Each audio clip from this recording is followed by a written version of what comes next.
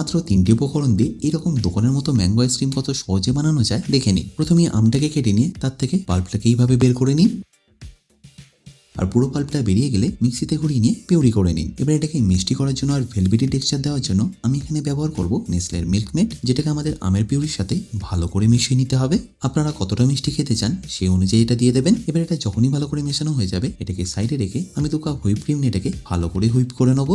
আচ্ছা, এখানে বলে রাখি এরকমই আপনারা প্রায় 100টারও বেশি রেসিপি পেয়ে যাবেন www.milkmaid.in এ। তাই সেগুলো দেখে আপনারা খুব সহজেই দেখবেন বাচ্চাদের জন্য বিভিন্ন রকম আইসক্রিম, কুলফি বা ডেজার্ট বানিয়ে নিতে পারবেন। আর ক্রিমটা ভালো করে হুইপ করা হয়ে গেলে এবার এটার মধ্যে ম্যাঙ্গো পিউরিটা ভালো করে ফোল্ড করে দিন। আর তারপর একটা এরকম আইসক্রিম জমানোর কন্টেনারের মধ্যে মিক্সারটাকে ট্রান্সফার করুন। আর চাইলে সাথে একটু কুচনো আম দিয়ে এইভাবে গার্নিশ করে নিতে পারেন। তারপর আবারও এর উপর দিয়ে আমের মিক্সারটা দিয়ে আমের একটু পিউরি দিয়ে এইভাবে একটু গার্নিশ করে দিন। ব্যাস, এবার এটাকে কভার করে 6 থেকে 8 ঘন্টা জমিয়ে নিলেই আইসক্রিম আপনাদের পারফেক্টলি রেডি।